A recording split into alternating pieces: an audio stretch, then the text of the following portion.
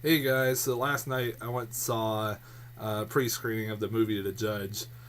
This was a movie that I kind of was looking forward to, even though the trailers showed that this movie was going to be like your typical family drama that usually I don't care for too much. It had an amazing cast in it. The cast in this movie kind of sold me on it because I mean you have a really powerhouse cast in this film. It was like, how can you go wrong with this? I mean, you know, even like a movie like August Osage County, which from all accounts, when I first saw the trailers, I was like, that looks like something I will not see, and I ended up liking it mainly because of the cast and like everybody I thought was great in that movie, especially Meryl Streep. Um, and I it was I kind of had the same feelings with going in with this one. Um, the only problem was that about a month ago, reviews started popping up for this movie, and they've been pretty bad, um, which was really surprising for me. And I was actually kind of intrigued. It made me even more intrigued, like as to why this movie was getting as badly received as it's been getting.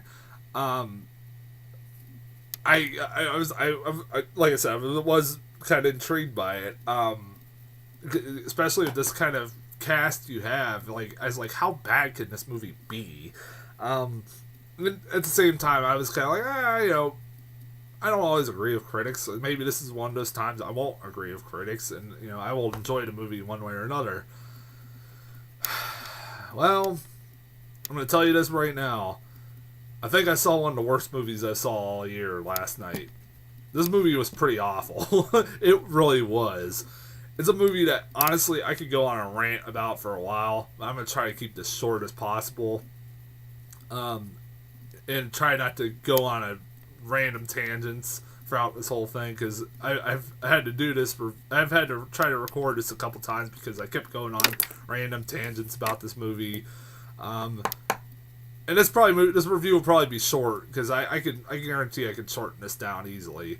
Um, my main problem with this movie is that it's melodramatic as hell. Oh my fucking god, is it melodramatic? It felt like something. This movie felt like, honestly, it felt like this movie was a made-for-TV movie that should have been on the Hallmark Channel or Lifetime or one of those, and but it was put on the big screen and given to a big fucking cast like this movie has, and you can tell that half the like, especially this is ironic that a couple days ago I said to somebody at work, Robert Downey Jr. can do no wrong, and a couple days later I end up seeing one of his worst performances in a long fucking time.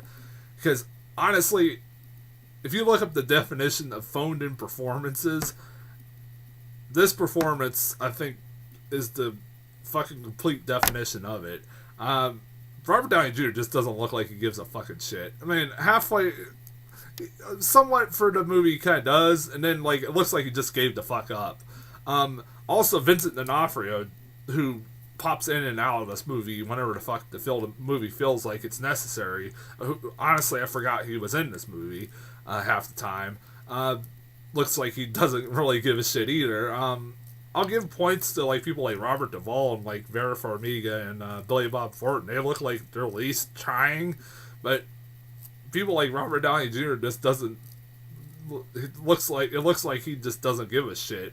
And I love Robert Downey Jr. I'm not saying he is the reason why this movie is bad. I'm not. I absolutely not.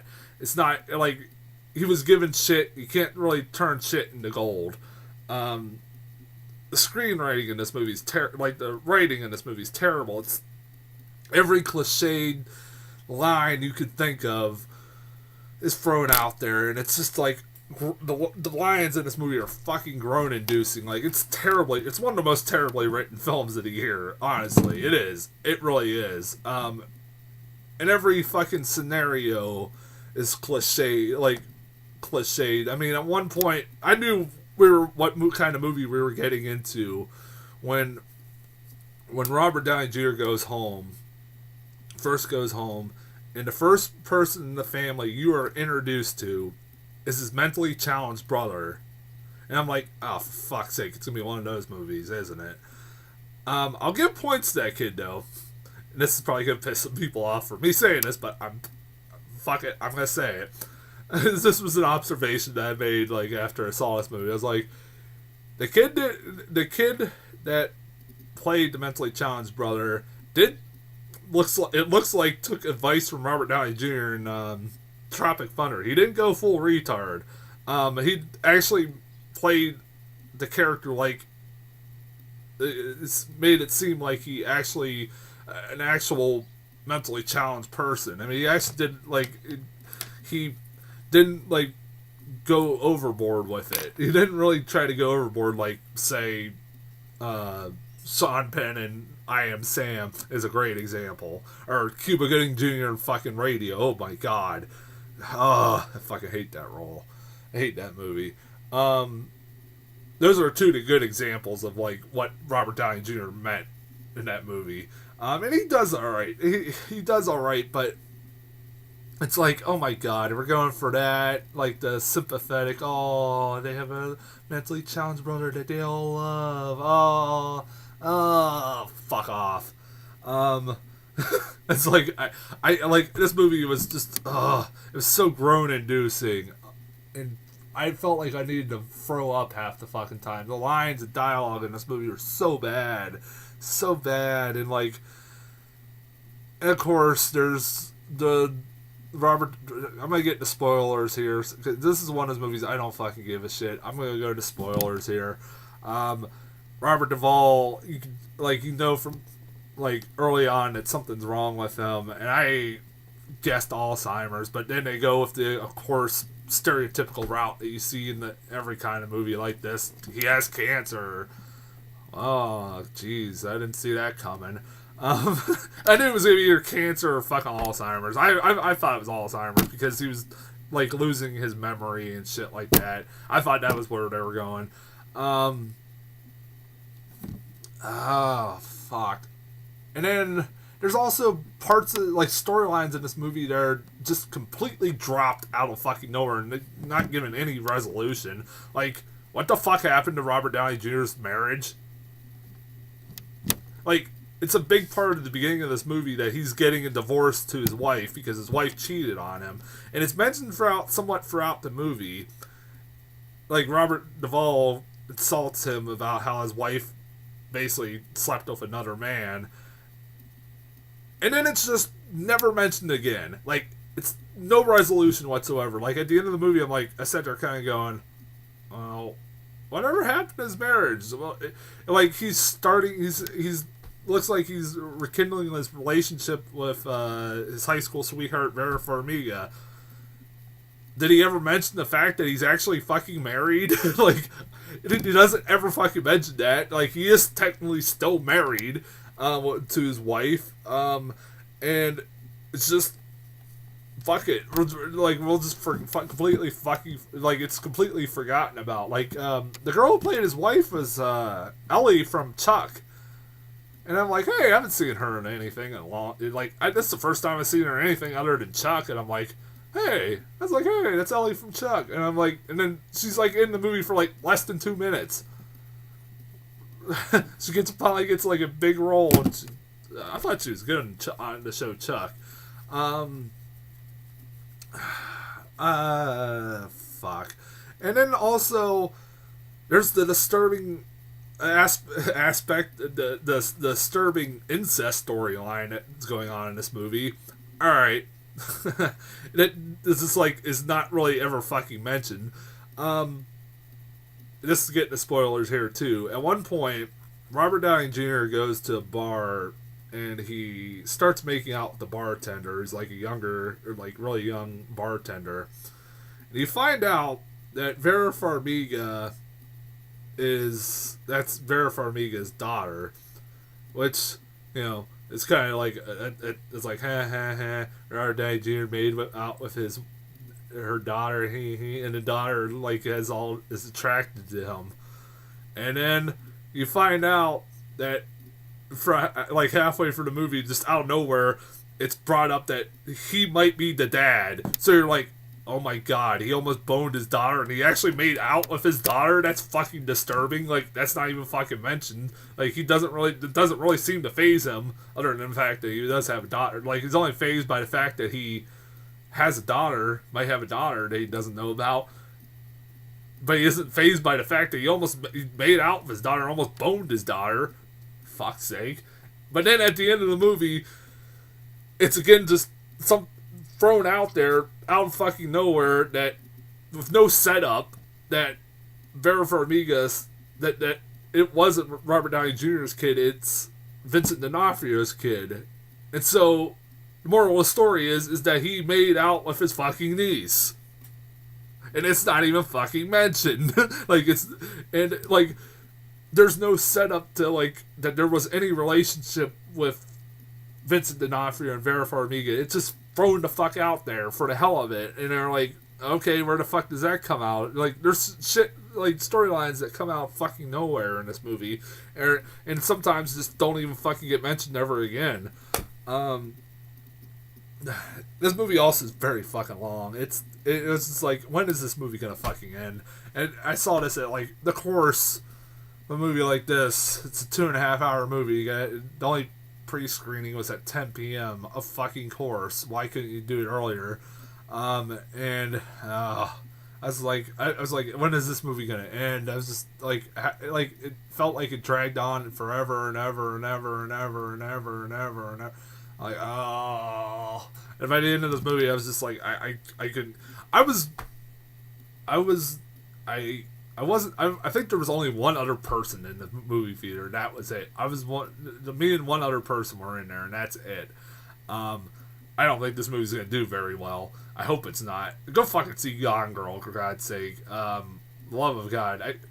By the way, one thing that drives me nuts is that I tell people they always ask me, oh, what movie should I go see? They're like, oh, should I go see Annabelle? And I'm like, no, don't go see Annabelle. Go see fucking Gone Girl. What do? They go see Annabelle, and they tell me Annabelle fucking sucked. I'm like, well, I fucking told you. Why did you go see it in the fucking first place when I told you don't go see it? Fucking idiots. that drives me nuts. If you want my opinion on a movie, then fucking take it. Yeah, don't see The Judge. Love of God, don't see The Judge. It's so bad. It's like wasted potential. Really wasted. That's one of the things that makes me mad about this movie, is that it was wasted potential. This kind of cast, it should be really good. It isn't. It really isn't. As far as previews go, I got 3 new ones. I got American Sniper. That looks interesting. I like that trailer a lot. I thought that was a really good trailer. Really intense trailer. It's about Bradley Cooper. It's about that sniper that was over in Iraq that had the most kills. That could be an interesting movie. It's directed by Clint Eastwood. It's one of those roles I was like, if Clint Eastwood was younger, he probably could have done that role easily. It would have been, but Bradley Cooper is a good actor. It looks like this is going to be like, it kind of looked, it looked like this is going to be this year's Lone Survivor. I think it's coming out on Christmas, which I think Lone Survivor did too. I did finally get the trailer for Inherent Vice, the new Paul Thomas Anderson movie with that looks like it's going to be this year's American Hustle. I'm hearing like mixed things about it. Usually with Paul Thomas Anderson movies, there's a lot of mixed reactions. Some people like him, some people don't. I never saw The Master, but I heard some people that liked it. There was a lot of people that liked it, and there was a lot of people that didn't like it. I like Paul Thomas Anderson. He's not my favorite director, but I enjoy I like There Will Be Blood. Really, Daniel Day-Lewis is the only thing I really remember from that movie, is because he was just awesome in that. Inherent Vice, I really kind of had a hard time trying to figure out what the fuck was going on in that trailer, but it looked like it could be interesting. Joaquin Phoenix looked like he could be fun in it. Who's else? We got Josh Brolin and stuff like that. I was like, this could be bad. It could be bad. And the other one, I got a new trailer for The Wedding Ringer. That looks stupid. which I talked about when I saw the first trailer. It's Kevin Hart runs a Best Man Inc.